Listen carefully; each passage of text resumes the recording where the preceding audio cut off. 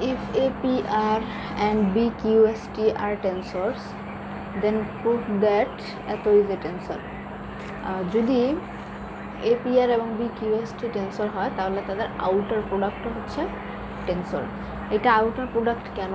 দেখো এখানে PR QST যা যা সূচক ছিল সবগুলোই কিন্তু আছে,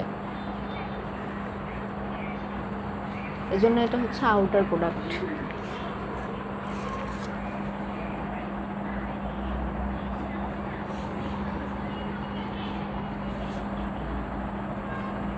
From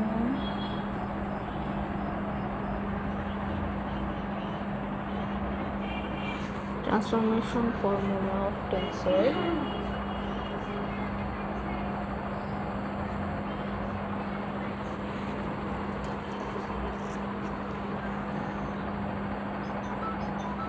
we get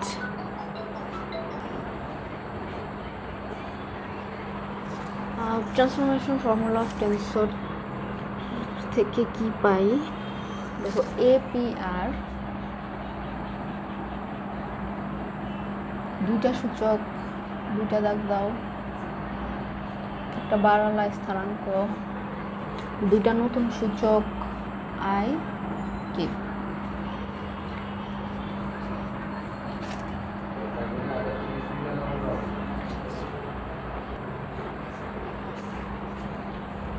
del x bar k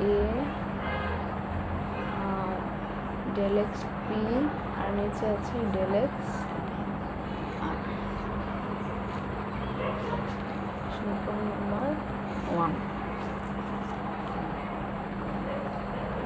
আরেকটা tensor BQST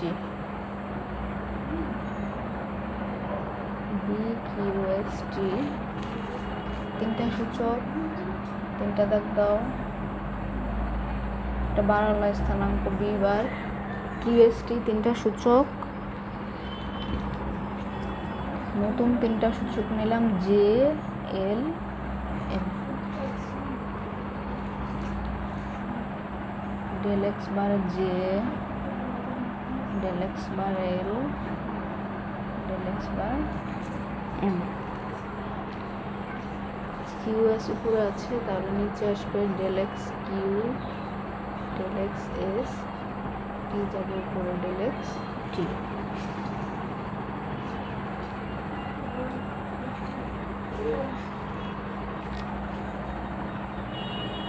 by outer product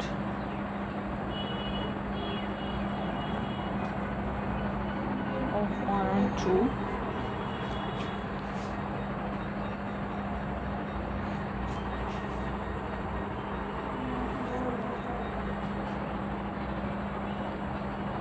A bar IK, B bar JLM,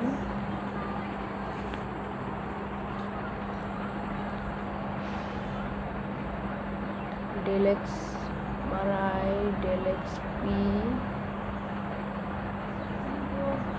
del x R, del x bar K,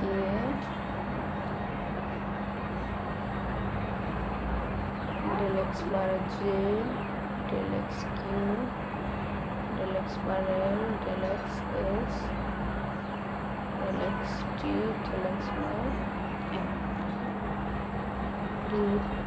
PR BQST।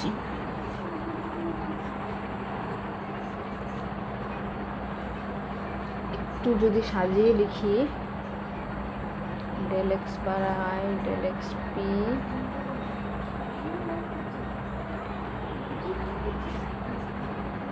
del x bar J, del x Q, del x bar L, del x S, del x R, del x bar K, del x T, del x bar M।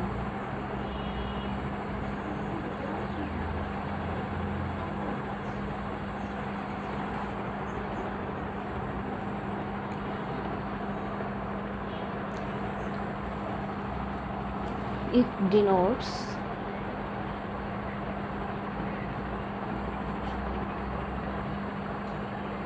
APR BQST is a tensor.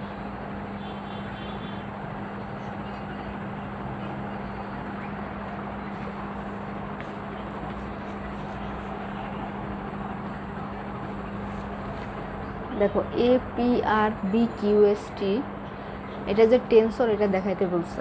তো এখন এটা tensor কিভাবে হবে, যদি এটা transformation formula যদি মানে transformation law of tensor মানলে এটা একটা টেন্সর হবে।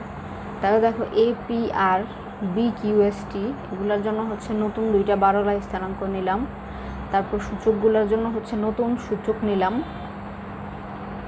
তারপর হচ্ছে এগুলা যেগুলো উপরে আছে বারোলা স্থানাঙ্কের সূচক ওগুলো হচ্ছে উপরে, নিচেরগুলা নিচে, আর বার ছাড়া যেগুলো আছে এগুলা যে সূচকগুলো উপরে আছে তারা যাবে হচ্ছে নিচে, আর যারা নিচে তারা হচ্ছে উপরে হবে।